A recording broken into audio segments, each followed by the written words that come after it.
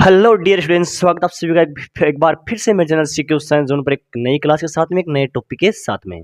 तो जो हमारी क्लासेस चल रही थी बीएससी थर्ड ईयर की केमिस्ट्री क्लासेस चल रही थी। और केमिस्ट्री कौन सी चल रही थी? हमारी चल रही थी इसके अंदर इनऑर्गेनिक केमिस्ट्री। उसके अंदर हमारा जो फर्स्ट यूनिट है वो कंप्लीट हो गया है। उसके अंदर मैंने सोचा कि 2-4 टॉपिक मैं अभी और करवा दूँ आपको। बाकी जो इंपॉर्टेंट चीज़ें थी वो सारी कंप्लीट हो गई है। अब जो भी सोल्ड पेपर के अंदर जो भी सॉल्यूशन है या फिर जो प्रीवियस पेपर के अंदर आए हुए कुछ क्वेश्चन है उनके बारे में डिस्कशन करने वाला हूँ। कुछ पॉइंट है उनको देखना है जो भी सोल्ड पेपर के अंदर डाले हुए हैं, एग्जाम की दृष्टि से इंपॉर्टेंट है, उनके बारे में थोड़ा सा मैं 2-4 क्लास आगे लेके आने वाला हूँ आगे की सेशन के अंदर। तो आज हमारा 6th चैप्टर आज का क्लास जो होने वाला वो होने वाला आपका बंधक समावेशिता का स्थायित्व है।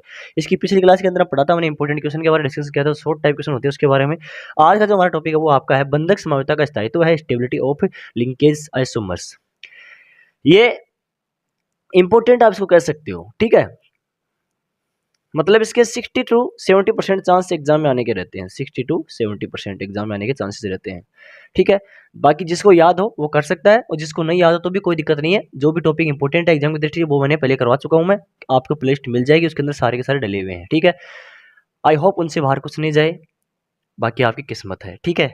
और एक बात मैं आपको पहले ही क्लियर कर देता हूँ कि कुछ लोग ऐसे कहते हैं कि आप फिजिक्स के अंदर सेकेंड ईयर के अंदर या फिर फर्स्ट ईयर के अंदर या फिर कुछ नोट्स आप सोल्व पेपर से ऐसे कैसे बता रहे हैं, मतलब उनके कुछ उसके अंदर कुछ भी चेंजमेंट नहीं हुआ है। तो उनसे मैं एक बात कहना चाहूँगा कि मैं कुछ टॉपिक ऐसे हैं, कुछ सब्जेक्ट ऐसे हैं जिसके अंदर हमको इंपॉर्टेंट क्वेश्चन एनालिसिस करना है सिर्फ, क्योंकि सिलेबस फिजिक्स का बहुत ज़्यादा है, इसलिए सिर्फ हम इंपॉर्टेंट क्वेश्चन पर फोकस करेंगे जो कि आपको वहीं से मिलेंगे, ठीक है। ये नॉर्मल बात है कि इंपॉर्टेंट क्वेश्चन किसके अंदर आते हैं, सोल्व पेपर के अंदर आते हैं। चाहे आप किसी भी यूनिवर्सिटी से बिलोंग करते हैं, इसमें कोई फर्क नहीं पड़ता है। कोई भी यूनिवर्सिटी आप अक्सर किसी भी से भी आप पढ़ाई कर रहे हैं, किसी से भी आपके एग्जाम लग रहे हैं यूनिवर्सिटी से, क्या उसका एग्जाम पैटर्न है, क्या उसका पेपर पैटर्न है, उसके ऊपर डिपेंड नहीं है।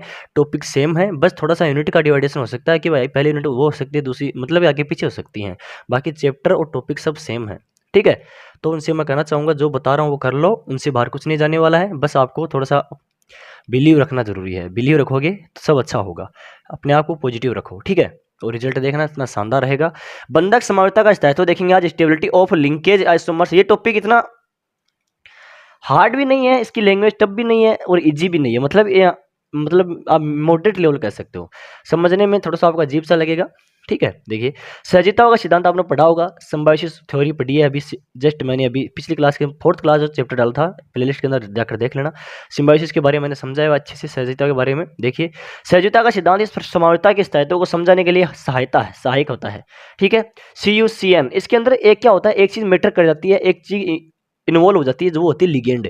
इसके अंदर लिगेंड आपके इंटर हो जाते हैं और लिगेंड के बारे में थोड़ा सा इसके अंदर ज़्यादा बताया गया है। और इसकी लिगेंड जो होते हैं वो आपकी बॉन्डिंग करते हैं स्ट्रक्चर की, और बॉन्डिंग के अकॉर्डिंग जो बताई गई है बंधक समावेशिता के बारे में बताया गया, उसकी स्टेबिलिटी क्या होती है, किससे वो स्टेबल रहेगा, किससे स्टेबल नहीं रहेगा, उसके बारे में आज के इस वीडियो के अंदर डिस्कस करने वाला हूं मैं। देखिए CUCN यहाँ पर आपको हार्ड एसिड के बारे में बात करेंगे, सॉफ्ट एसिड सॉफ्ट बेस के बारे में बात करेंगे। उनके बारे में जो कॉन्सेप्ट लगाएंगे हम, वो कॉन्सेप्ट लगाएंगे लिगेंड के अकॉर्डिंग, और कॉन्सेप्ट लगेंगे किसके अंदर, स्टेबिलिटी ऑफ लिंकेज आइसोमर के अंदर, बंधक समावेशिता के अंदर वो कॉन्सेप्ट अप्लाई होने वाले हैं, ठीक है। तो इसमें क्या होगा, CUCN5 यहाँ पर लिगेंड इंटर हो गया है, ये मृदु कठोर है, ये वाला कठोर है, ये वाला है सॉफ्ट है, ठीक है। यहाँ पर इसकी अंतःक्रिया होगी, मतलब एंटी रिएक्शन होगी। COCN ये भी लिगेंड है और यहाँ पर CN हो जाएगा, इसके अंदर कुछ नहीं करना, चेंजमेंट हो रहा है, सिर्फ ये सॉफ्ट हो जाएगा। अब इसमें देखिए आपको करना क्या है वो देखना, समझना, नीचे वाली चीज़ है वो सही का समझने वाली है। इसमें 5 आयनों या फिर 5 आयन समूह है, C के सिरे लिगेंड से बंधे हुए। यहाँ पर देखो साइनो है, इसके जो 5 समूह थे वो लिगेंड से बने हुए हैं, किससे, CO3+ के अंदर का मर्दूकरण करते हैं। ये क्या करते हैं, मर्दूकरण करते हैं, जिसके कारण ये होते हैं NCS या फिर NC। अब यहाँ पर 2 रिएक्शन थी, मैंने सिर्फ आपको एक दी है, तो आप इसको NC से डिनोट कर सकते हैं। और आप किससे कर सकते हैं कि 5 साइनो आयन जो है समूह है वो सिरे उनको वो लिगेंड से बंधे हुए रहते हैं और इनका केंद्र का क्या होता है, मर्दूकरण करते हैं, जिसके कारण ये क्या होता है, NC के मर्दू सिरे की तरफ से बंधक का निर्माण करते हैं। अब यहाँ पर NC था, इस सिरे से क्या करेंगे, बॉन्डिंग का मैनेजमेंट करेंगे, बंध का निर्माण करेंगे, ठीक है। अगर दिए हुए संकुल में 5 NH3 लिगेंड हो, अगर दिए गए संकुल के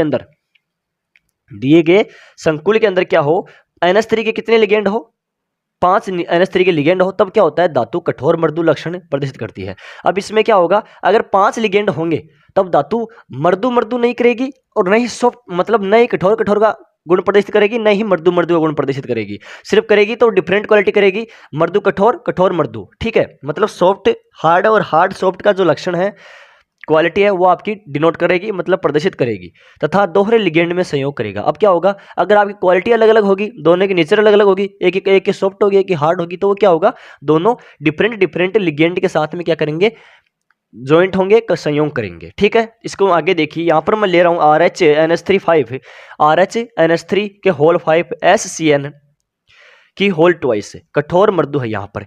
अब आपको पता है, मैंने आपको सिम्बायोसिस के अंदर बताया था कि कठोर मृदु अगर होंगे, दोनों की क्वालिटी सेम नहीं है, दोनों की प्रॉपर्टीज दोनों की सेम नहीं है, एक तो कठोर है एक मृदु है, मतलब एक सॉफ्ट एक हार्ड है, तो क्या होगा, ये कम स्टेबल होंगे, कम स्थायी होंगे।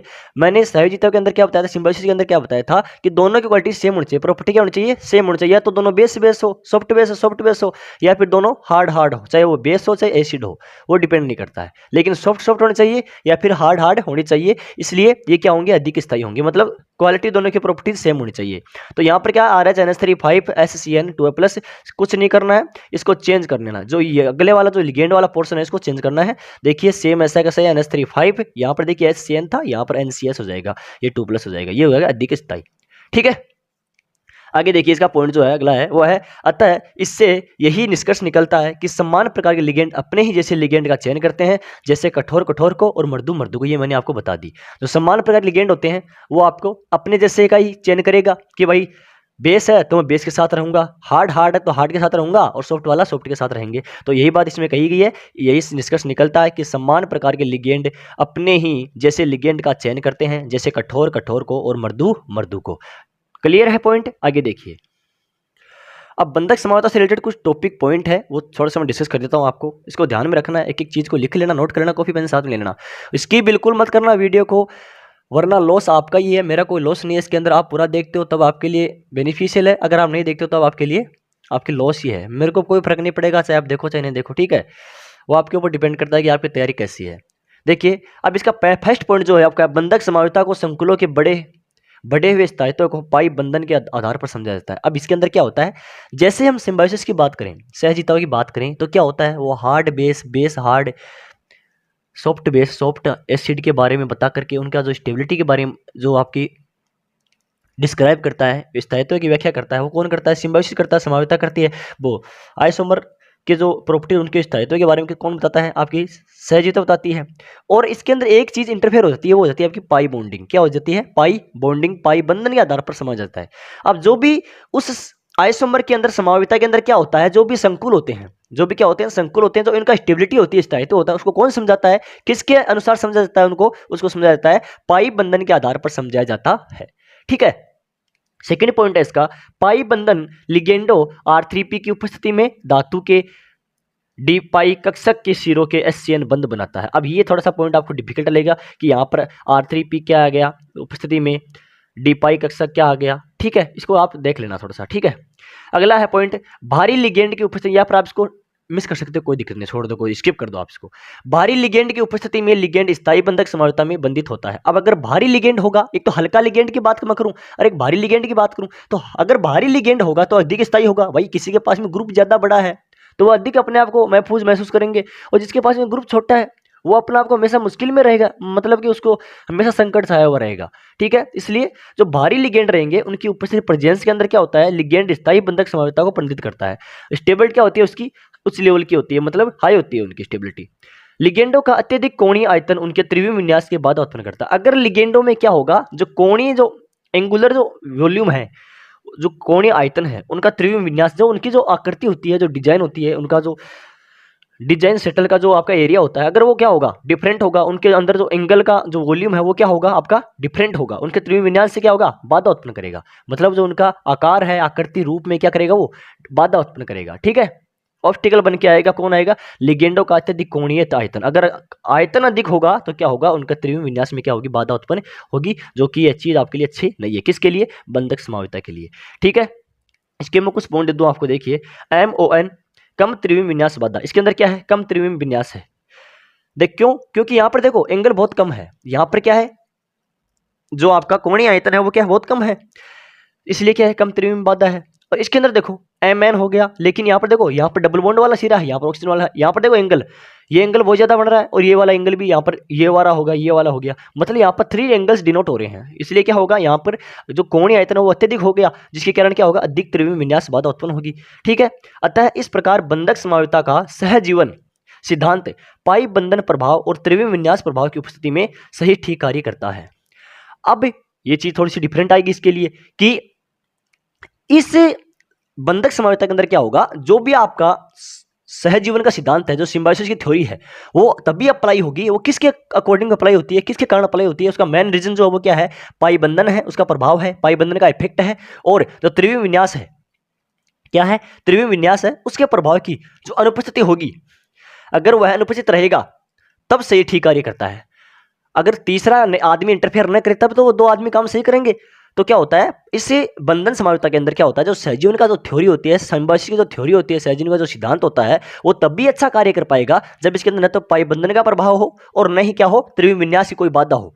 ठीक है, इसलिए ये सही काम करेगा। तो आई होप समझ में आ गया होगा कि मैंने आज किसके बारे में बात की। मैंने बात की आज की बंधक समायोजकता का जो स्थायित्व होता है, आइसोमर जो होती है, स्टेबिलिटी ऑफ लिंकेज आइसोमर की, उनके अंदर, उसके बारे में मैंने आज की वीडियो के अंदर टोटल डिस्कस किया है। तो आई होप वीडियो कैसा लगा, अच्छा लगा कमेंट कर जरूर बताना। चैनल को सब्सक्राइब नहीं किया सब्सक्राइब कर लेना, और पीछे की प्लेलिस्ट अगर आप नहीं देखी है तो देख लेना, चैनल पर आपको मिल जाएंगी।